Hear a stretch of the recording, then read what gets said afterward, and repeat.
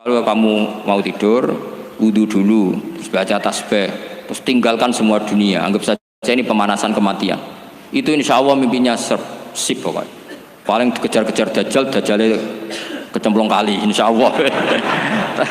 Tapi kalau kamu tidur gak wudhu, raiso turu terus raiso turu mangan sik bu, raiso turu terus raiso turu mangan sik ben warak ben iso turu. Insya Allah dikejar dajjal kecekel. Akhirnya ngelindur gak karu-karuan karena tadi. Sehingga tidurnya umatnya Rasulullah itu luar biasa, terutama tidurnya orang puasa.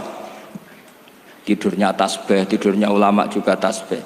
Karena dengan tidur itu kita tahu alamat kematian. Di mana kita masih di dunia saja punya kondisi di mana kita tidak bisa menentukan diri kita sendiri. Dan itu awal dari kita mengimani la haula wala quwata illa billah. Segagai koyok ngono ternyata ada kondisi di mana kita tidak bisa mengendalikan diri kita sendiri.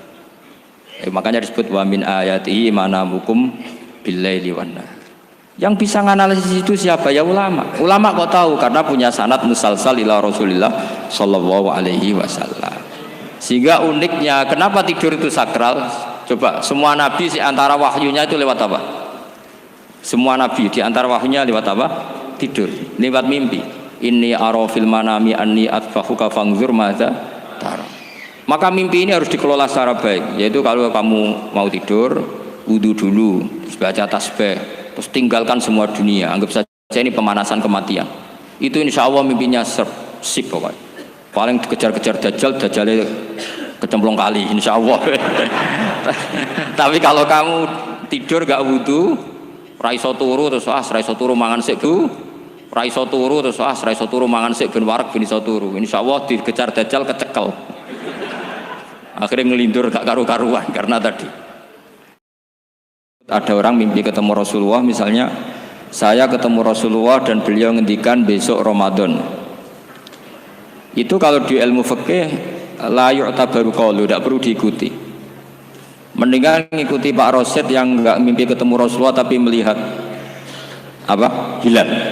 Saking nganggurnya di pinggir laut terus. Itu tidak apa-apa. Terus ditanya seorang ulama tadi, bagaimana Anda membandingkan mimpi ketemu Rasulullah dengan melihat hilal? Kata ulama tadi, mimpi ketemu Rasulullah itu hak Anda. Saya boleh percaya, boleh tidak. Tapi haddatsani rajulun minal ulama, haddatsani rajulun sampai Rasulullah setiap mengatakan haddatsani rajulun tambah yaqadatan.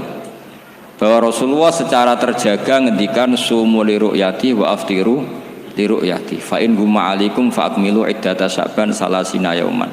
Kamu puasa Ramadan ya karena melihat rembulan, nanti lebaran juga karena melihat rembulan. Nabi mengatakan itu secara yaqadatan terjaga. Sahabat menyaksikan riwayat itu juga secara terjaga. Tabi'in meriwayatkan itu juga secara terjaga. Sampai Mbah Mun, sampai Gus Zufur, sampai kita semuanya diriwayatkan secara terjaga. Maka riwayat yang secara terjaga ini jangan dikalahkan oleh subjektivitas seseorang yang mengklaim mimpi ketemu Rasulullah. Bukan karena tidak percaya tentang mimpi itu tidak. Man ro'ani fil manam faqat ro'ani haqqan. Tapi itu kan subjektif. Kalau setiap orang yang ngomong gitu kita percaya, ini hancur. Ya nak sing ngomong Habib atau ulama bisa dipercaya, nak sing ngendikan Pak Rosid tenan ta ora.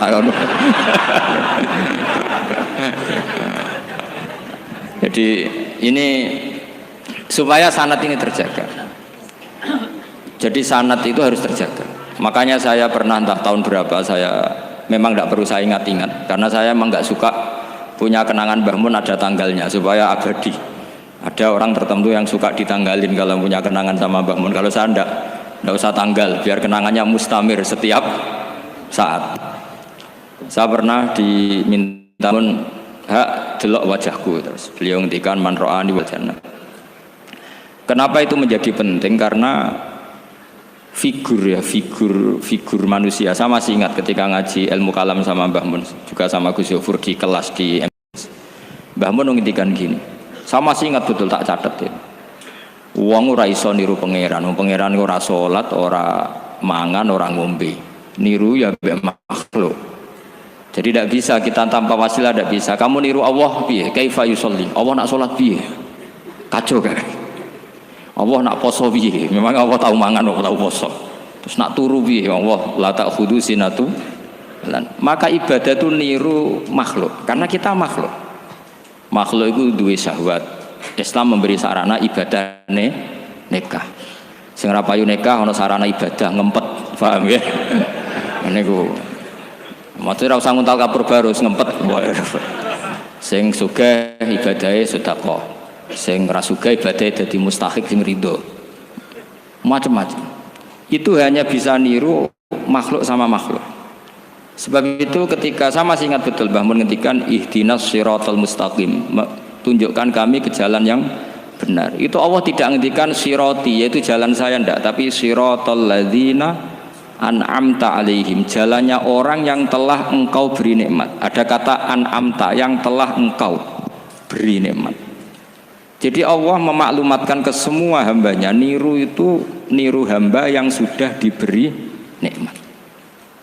Karena kita hanya bisa niru misalnya Rasulullah, cara sholat beliau kayak apa, cara sujud beliau kayak apa, cara makan beliau kayak apa, cara nikah beliau kayak apa, bahkan cara masuk rumah, keluar rumah, doa pergi, termasuk doa nyaur utang. Padahal Rasulullah mboten nate diutang teman-teman, nggih nate go lucu-lucunan mawon. Niku mohon mboten tenanan nggih, niku masyhur kan beliau menggadekan baju rompinya ke orang apa? Yahudi, tapi ada jaminannya. Itu terus ditiru umatnya do gadekno BPKB dan sertifikat.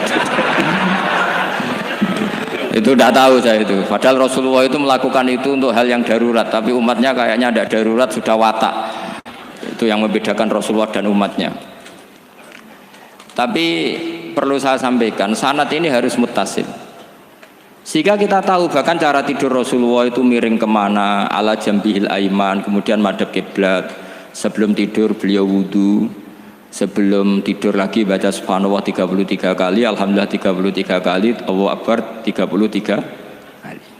Sebetulnya wiridan itu sanad paling kuat itu tentang mau tidur. Meskipun ada riwayat dibaca setelah apa? Sholat. Jadi makanya kita al-jam'u baina riwayaten, habis sholat ya baca itu, mau tidur ya baca itu. Nah, sebetulnya habis sholat sama mau tidur tuh ngeri mau tidur. Karena ini kan pemanasan mati. Pelatihan mati, karena satu kondisi yang Anda sudah tidak bisa ikhtiar. Tapi kayak apa Rasulullah? Justru kita kondisi yang nggak bisa ikhtiar itu pesannya Nabi apa? Kamu baca ini, in mutta kata Nabi, ada yang baca in mitta. Kalau mau berpikir potensi paling ngeri, bahaya paling ngeri adalah orang mau tidur, karena di situ kita tidak bisa apa-apa. Cara musuhmu mangkel bekku ya karek nyembelih, cara bojomu mangkel bekku ya karek ngobong, kok ini TV niku. Anda usah merasa tidak akan mengalami itu, ya insya Allah enggak itu. Tapi dengan melihat di TV semua potensi itu ada. Untuk aku turun yang kendaraan tangis-tangis ning akhirat. Terus takoki, Gusti kalau mau teng akhirat mau kecelakaan. Nah, justru mau tidur itu Nabi itu unik, kelihatan bahwa ada nubuah, ada kenabian yang luar biasa. Kalau mau tidur itu ada nubuah, ada kenabian yang luar biasa. Kalau mau tidur itu ada wiridannya.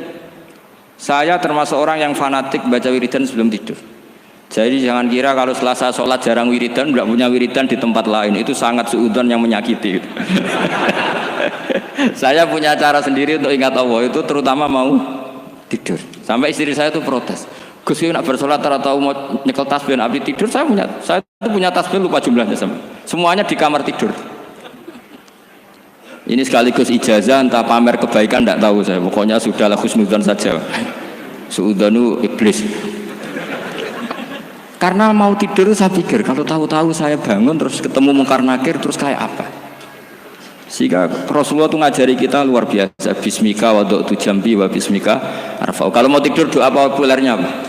Bismika Allahumma ahya bismika amut. Hafalnya gitu dok. Saya hafal banyak. Allahumma rabbas samawati sab'i wa rabbal arsyil azim rabbuna wa rabbu kulli syai' falikal habbi wan nawa. Allahumma antal awalu falaysa qablaka syai' wa antal akhiru falaysa ba'daka syai' wa antal dhahiru falaysa fawqaka syai' wa antal batinu falaysa dunaka. So, itu tak baca sampai tidur. Saking kadang takutnya sama Allah, akhirnya nggak bisa tidur. Kadang sampai 3:30 apa terus tidur baru setengah jam terus subuh. Jadi kalau melihat tren itu kayaknya saya bakat wali gitu. Kalau trennya seperti itu terus. Tapi sayangnya tren seperti itu jarang warset makanya terus tidak jadi wali-wali gitu. Tapi saya ingatkan ke jenengan, sanad-sanad seperti ini tuh yang mungkin Anda lupa. Anda hanya ingat sanad misalnya ya Mu'ad inni uhibbuka faqul dubura kulli sholatin atau fala tad'anna dubura kulli sholatin Allahumma inni ala dzikrika wa syukrika. Kamu lupa bahwa saat paling krusial dalam hidup Anda itu tidur, sehingga disebut wa min ayatihi manamukum billaili wan. Itu dari segi krusial, gawat darurat, setiap saat Anda bisa mati. Belum urgensinya tidur untuk melawan maksiat. Itu kalau kamu hidup di kota Demak atau kota Semarang, bener kepikiran niklap atau wong ayu-ayu seneng terminal ning gone dalan-dalan, itu satu-satunya cara itu hanya tidur. Kowe nak melek tetep jelalatan, tak jamin. Masuk ke ngarep masjid Demak nggo tasbih gede-gede. Pangeran bedelok wong liwat tuh eling. Barokahnya usul fikih adalah kita belajar dulu. Saya pernah musyawarah sama Gus Yofur tentang usul fikih. Usul fikih itu ada makalah mubah itu tidak ada. Sebagian ulama berpendapat mubah itu tidak ada. Karena setiap mubah saat itu Anda pasti meninggalkan keharaman. Itsma min mubahin illa wa yatahaqqaqu bihi tarku haramimma. Tidak ada kemubahan kecuali saat itu kamu meninggalkan keharaman. Anda tidur berarti Anda taroktal maksiyah. Anda tidur berarti Anda meninggalkan maksiat. Enggak nyolong, enggak dugem, enggak zina, enggak maling, enggak ngerasani orang. Jadi tidur itu anggap saja ya Rob, ya Allah saya mau tidur.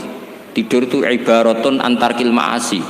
Jadi malaikat roket pate kandani iki ras sekedar turu, ya kowe kudu ngerti iki ape ninggal maksiat. Hitung mulai saiki. Bismika Allahumma ya bismika. Amun ayo roket patet hitung. Anggap ini kiat meninggalkan maksiat. Terus turun 6 jam berarti tidak maksiat 6 jam. Meskipun akhirnya maksiat karena bangun jam 7. Artinya maksiat rasubuh gitu. Tapi betapa krusialnya ulama. Ulama lah yang mengajarkan kita tidur itu rohatan lil abdan, untuk istirahat. Kita pulih lagi, bisa kerja lagi. Pak Bupati bisa ngantor lagi, Pak Kapolsek, Kapolres bisa ngantor lagi. Semuanya aktivitas tentara bisa ngantor lagi. Memulihkan kekuatan itu ibadah. Meninggalkan maksiat karena tidur juga ibadah. Tidur saja ibadah. Ini barokatnya umatnya Rasulullah Shallallahu Alaihi Wasallam. Senyaman itu. Coba kalau kamu jadi umatnya Nabi lain, wah itu beratnya bukan main. Dan itu sesuatu yang dimintakan Allah, dimintakan Rasulullah kepada Allah, yaitu Rabbana wala tuhammilna ma la taqata lana bih. Termasuk la tahmil alaina isron kama hamaltahu alal ladzina min qablina. Jangan bebankan ke umat kami sesuatu yang seperti engkau bebankan pada umat dulu. Umat dulu itu kalau mau tobat, kayak umatnya Nabi Musa pernah nyembah anak sapi, itu yang pernah nyembah tobatnya dibunuh. Liyaqtulal bari'u minkum al mujrima, yang terbebas dari menyembah anak sapi disuruh bunuh yang pernah menyembah anak sapi. Fatubu ila bari'ikum faqtulu anfusakum. Mau beratnya kayak apa? Kalau orang sekarang tobat cukup sowan Pak Rosid, salami template 100.000, dipandu caranya tobat diwari istighfar. Nomor itu penting. Nomor loro seneng kiai, seneng aku maksudnya. Maksud kalimatnya jelas. Itu sudah. Pokoknya yang jelas gak usah dibunuh. Gak usah apa? Gak usah apa? Dibunuh. Sehingga tidurnya umatnya Rasulullah itu luar biasa, terutama tidurnya orang puasa. Tidurnya tasbih, tidurnya ulama juga tasbih. Karena dengan tidur itu kita tahu alamat kematian. Di mana kita masih di dunia saja punya kondisi di mana kita tidak bisa menentukan diri kita sendiri. Dan itu awal dari kita mengimani la haula wala quwata illa billah. Segagai koyok ngono ternyata ada kondisi di mana kita tidak bisa mengendalikan diri kita sendiri. Makanya disebut wa min ayatihi manamukum billaili wan nahar. Yang bisa menganalisis itu siapa? Ya ulama. Ulama kok tahu karena punya sanad musalsal ila Rasulillah sallallahu alaihi wasallam. Sehingga uniknya kenapa tidur itu sakral? Coba semua nabi di antara wahyunya itu lewat apa? Semua nabi di antara wahyunya lewat apa? Tidur, lewat mimpi. Inni ara fil manami anni atfahuka fangzur madza tara. Maka mimpi ini harus dikelola secara baik, yaitu kalau kamu mau tidur, wudu dulu, baca tasbih, terus tinggalkan semua dunia, anggap saja ini pemanasan kematian. Itu insya Allah mimpinya sip pokoknya. Paling dikejar-kejar Dajjalnya kecemplung kali, insya Allah. Tapi kalau kamu tidur gak wudu, raiso turu terus raiso turu mangan sik bu. Raiso turu terus raiso turu mangan sik ben warak ben iso turu. Insyaallah dikejar Dajjal kecekel. Akhirnya ngelindur gak karu-karuan karena tadi. Nah, sanad seperti itu yang punya siapa? Hanya ulama. Ada lagi satu contoh, ini sudah hampir 20 menit Pak Ustaz. Itu saya pernah ngaji Durarul Kalami Syafi'i, mutiara-mutiara ngendikan Imam Syafi'i. Itu ulama itu mesti ngendikan tuh unik. Tadi saya sudah cocokkan sama Bupati, tak tanya, Pak Bupati saya ini punya ilmu dari Bapak, mungkin pas untuk jenengan pakai. Kata Bapak, urip iku padha wae, ngadepi kanca mbek musuh iku padha wae. Malah kadang ribet kanca. Dulu saya itu iskal itu janggal. Tapi setelah ngaji Durarul Kalami Syafi'i yang ada di Muqaddimah kitab Majmu', Muqaddimah Syarhul Mu'adzab Imam Nawawi, Imam Syafi'i nak ngendikan gini, man ahsana ilaika faqad qayyadaka. Wong apiki kowe nyancang kowe. Kayak Pak Rosid itu apian mbak aku. Ngene sarang sowan mampir, gayane apian, jebule nyancang. Awas nek ora teko ning Demak. Itu faqad qayyadaka, nyancang kowe. Tapi waman asaa ilaika faqad atlaqaka. Wong sing eleki kowe iku penak bebasno kowe. Kowe tau diutangi wong kancamu ta musuhmu? Sing biasa utang kowe lho. Kanca. Kowe numpak mobil ketemu musuh enak ra usah nawani, nek ketemu kanca monggo bareng. Sing ngel-ngelo kowe kanca ta musuh? Artinya gini, kanca ya barokah, nggo perjuangan, musuh ya barokah mergo ora tau utang. Jadi segampang itu ulama melihat kehidupan itu. Man ahsana ilaika faqad qayyadaka wa man asaa ilaika faqad atlaqaka. Jadi akhirnya kita hidup itu berkah terus. Di kanca ya enak kados kula di kanca Gus Zofur nak kula mboten saged fikih musyawarah, ora iso tasawuf musyawarah. Di kanca Pak Rosid, kanca rai sederhana. Pokoknya duit. Tadi kurang contoh. Kalau rai Arab kan enggak sederhana, Pak. Wajahnya mewah terus. Ekonominya juga sederhana. Saya sama Rosid sama-sama gak kaya. Jadi ada nyontohkan kan Gus Zofur sama Gus Baknya ngebis. Memang saya sering sama Gus Zofur ngebis sampai sekarang masih sering. Bukan karena miskin yang jelas itu pilihan itu. Jadi ulama itu segampang itu melihat kehidupan.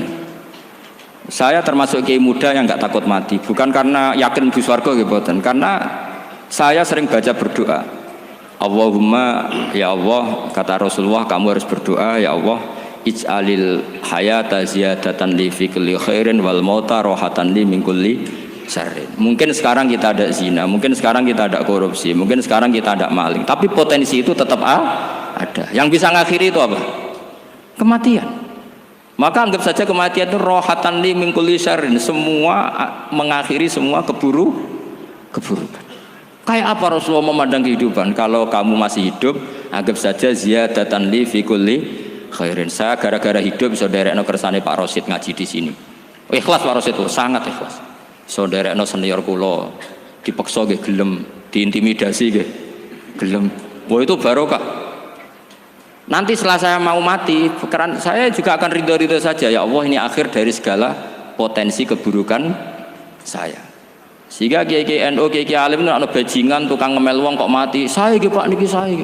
Tanggane ra ono sing gelem muni saya. Kiai ini maksud, ayo Pak muni saya Pak. Mboten saya ini tempuh. Lah nggih saya pun mati, pun mboten saged nakal niku.